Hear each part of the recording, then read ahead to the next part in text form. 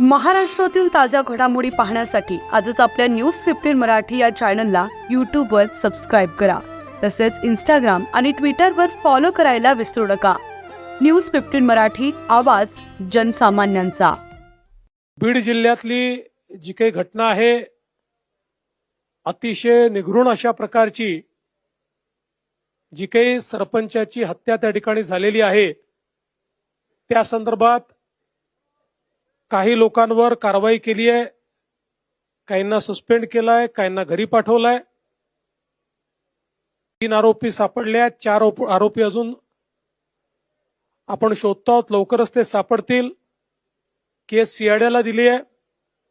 Special SIT constitute करून या केसच्या संदर्भातली सगळी चौकशी आम्ही करणार आहोत आणि कुठल्याही परिस्थितीमध्ये आरोपी कोणीही असो, कोणीही कुठल्याच आरोपीला या ठिकाणी सोडलं जाणार नाही.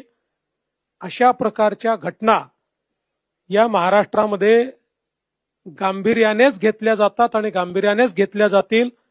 त्यामुळे SITच्या माध्यमातून सगळे धागेदोरे शोधून काढण्याचं काम हे निश्चितपणे या ठिकाणी आपण करू.